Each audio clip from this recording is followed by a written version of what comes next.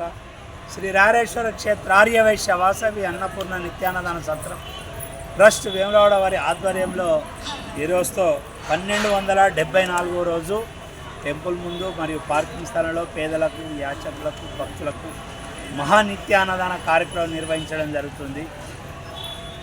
Covid వచ్చినప్పటి నుండి కూడా ప్రతినిత్యం ఈ టెంపుల్ పరిసర ప్రాంతాల్లో పార్కింగ్ ప్లేస్లో ఉన్నటువంటి అక్కడ పేదవారికి, యాచకులకు, గరీబ్ వాళ్ళకు కూడా దాతల సహకారంతో అన్నదాన కార్యక్రమం నిర్వహించడం జరుగుతుంది.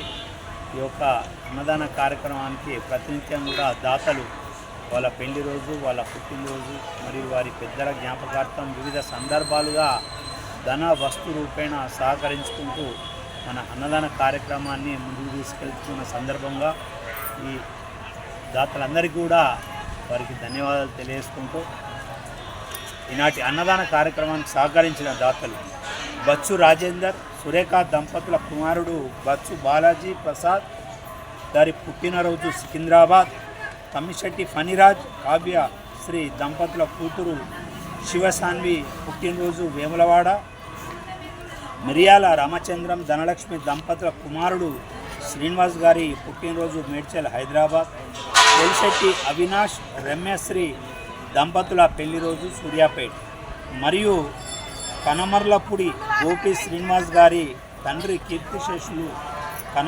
కనమర్లపూడి గురునాథం గారి జ్ఞాపకార్థం వర్ధంతి.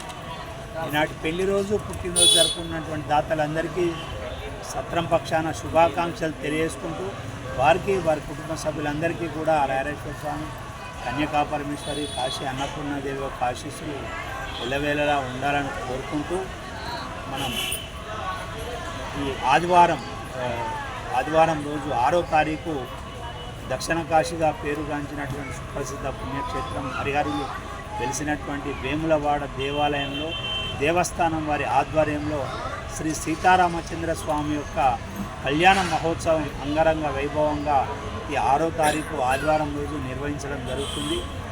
దానికి దాదాపు 150,000 నుండి 2 లక్షల మంది భక్తులు, శివపార్వతులు కూడా వస్తున్నట్టు సమాచారం.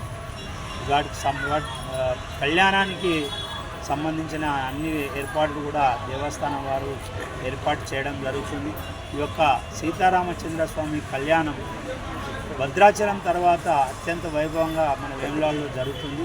ఈ యొక్క కళ్యాణ మహోత్సవానికి భక్తులందరూ కూడా వచ్చి స్వామివారి కళ్యాణంలో పాల్గొని స్వామివారిని దర్శించుకొని స్వామివారి కృపకు పాత్రులు గారిని కోరుకుంటూ ఈ యొక్క కళ్యాణ మహోత్సవానికి శివపార్వతులు కూడా అధికంగా వస్తారు.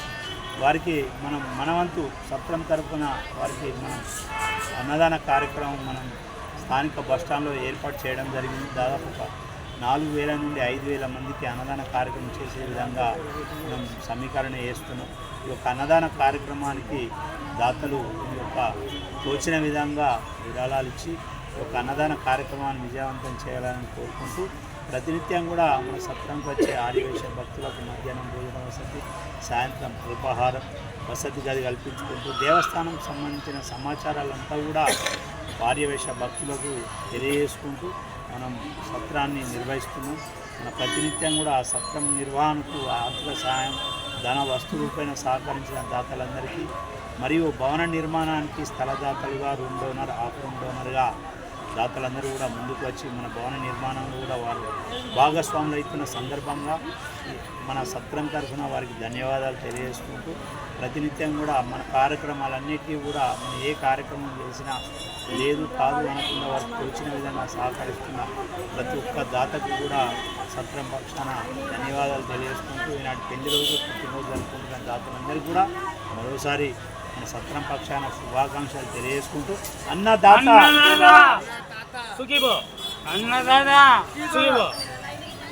వీళ్ళకి యాత్రికులకు తర్వాత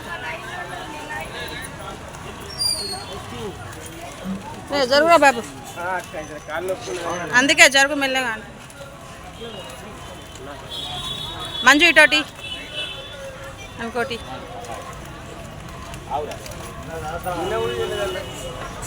నువ్వు ఉంటిస్తావా లేకపోతే ఇంటికి వచ్చి ఇస్తామా?